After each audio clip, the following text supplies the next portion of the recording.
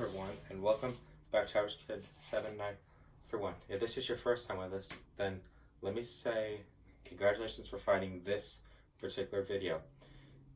So during my childhood days, I've always learned one thing: art.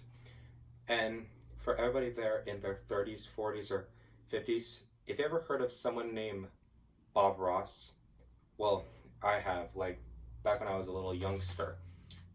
But no, I did not watch him because I was not born in the 1970s. Well, any idiot can see that. But growing up, I came across his crazy artwork, and I decided to follow in his footsteps. And today, we're going to do just that. So let's dive right in. And now before we get drawing, let's start off with the basic needs that you'll need if you want to follow along at home with me. So this is a 5x5 square canvas, and all these colored pencils are from Crayola. Okay, so you have blue, white, light blue, black, brown, and purple. Okay, and no, I'm not sponsored by Crayola. Well, I mean, who would be? Okay, so for this one, we're gonna start with the sky, okay? Just like Bob Ross does it. Okay, so we're gonna start with the blue, okay? And we're gonna use some nice little X's across it, just like Bob Ross used to do it. And it's important that you do it very lightly so that the white surface of this becomes somewhat of the clouds that we do.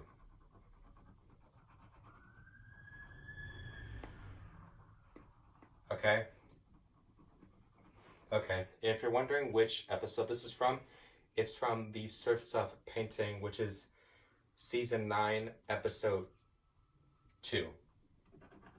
Okay, and you want to do very little crisscross back and forth lines. Well, Bob Ross used to say crisscross, but I just call them X's for short speaking. Okay, and you want to make sure you do it like all along the top surface, because this is by the seashore, by the way. Okay, and we'll come back to the sky shortly.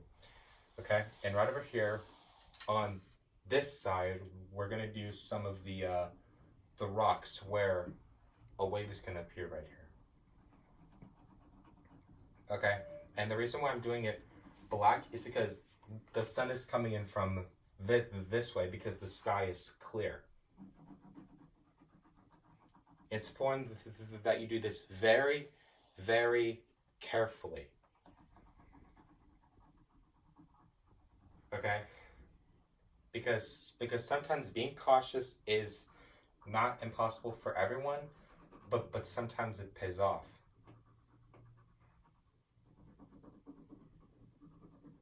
Okay, and now just in a moment here, we're going to use our brown because this is dry rocks.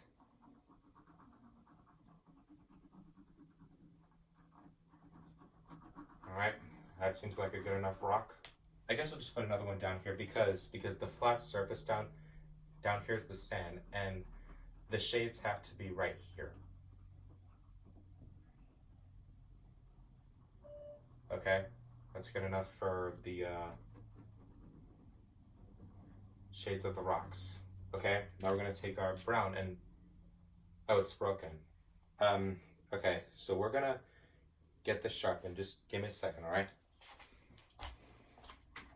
And keep in mind is that as we go along with the rocks, there has to be more brown than black up there, because the black is the shade. Keep in mind. But keep in mind is that a drawing can look right until the very last piece, and then you find out, oops, I rushed too much. So keep working on this, regardless of how much time you're gonna do. Okay, now that we have it back, and yes, this is a full pencil because this one kept breaking, so we're just gonna forget about this one. Yes, it landed in the trash can. Score 1 for me. Okay, now we're gonna shade in the empty holes with the brown. because this is a rock, because most rocks are brown. Okay? Okay, and now one more time with the black.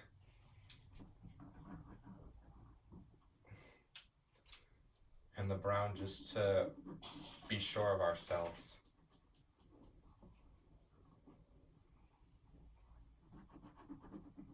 Alright, there we go. And let's not forget about this one down here, because these are both rocks. Okay, and now that we got the rock out of the way, we're going to focus on the main subject of this, the wave. And waves on sunny days, if you live close by the beach like I do, or my family does, even though we don't usually go there very often. Well, back in my childhood days, I was someone who loved the beach. I was like Aquaman, by the way. I guess you could call me that if you want to. Okay, so, and now with the wave, because it's going to crash into the rocks right here, is that we're going to do this with our black color pencil and do it like this. As you can see that the wave is going upward because the surface of the rock is diagonal.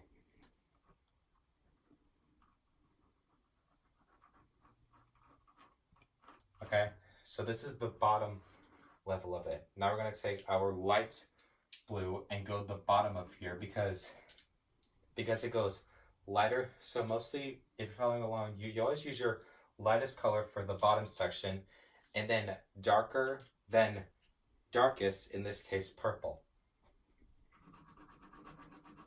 And you want to make it nice and light on the bottom because this is white sand. Okay, maybe we'll put a little bit of crosses in this just to be a little bit more considerate.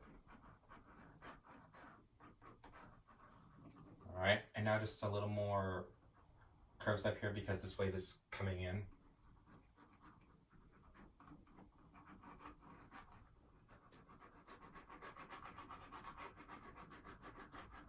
Alright, and let's just do the brown again just to be sure.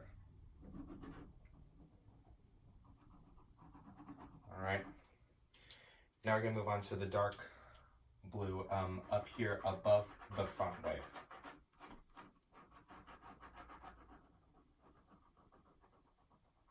Alright, and mostly right here at the top where this peak is of the water is called something called the vanishing point because it's because mostly you guys live at the top of the a hill like I do where we can actually see the ocean. Is that if you look out, the water is horizontal, and that's called the vanishing point. Except even though the Earth is round, since we have gravity, it's gonna look flat, not round. So we go nice and smooth with this. Okay, and now we're gonna go on to the darkest, in this case, purple.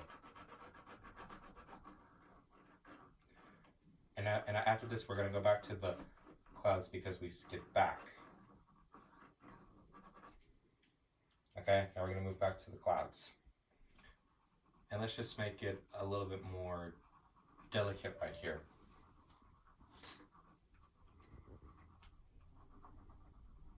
Alright. And when it comes to clouds, you want to keep them very smooth, especially with thick canvases like this one. Alright, and now we're going to make the light blue, which is the sky, like as vertical as possible because this is a vanishing point, by the way. Okay, and since we don't have a ruler, we're just going to do a little technique with the with these little pigment dots, which kind of make a little pattern. It's called pointillism, as in a technique with little dots of pigments which taken together make an image. Alright? Okay, and now we're going to do the tunnel part of the wave, which like surfers do, you know, where they come in, which is like a gnarly barrel, and then they pop out the other way, like barrels. So we're going to do this,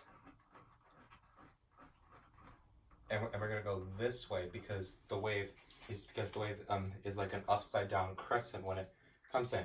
So it goes like a crescent moon, like the one which the DreamWorks voice stands on, and then as it comes in, it dives down like a person on a diving board.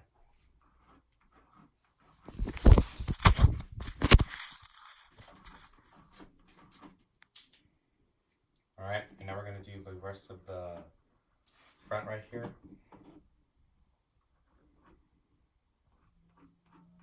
Alright, and now the light blue again.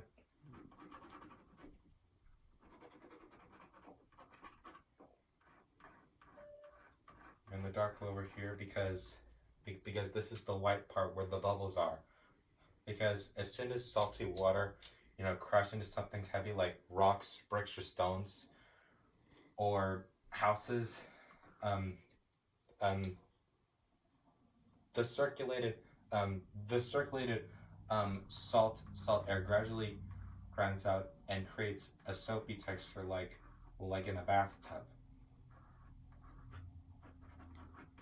Okay, and we'll just do a little bit right here because this shade seems a little bit dark. Probably just a little bit over here because we want to get this as thick as possible. I think I missed a spot. Right here. Alright, seems like we're almost finished here. Alright, because the wind's blowing.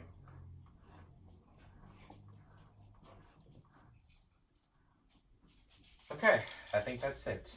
And from all of us here, including Bob Ross, which this is dedicated to you, I wish you happy painting, and God bless, my friend.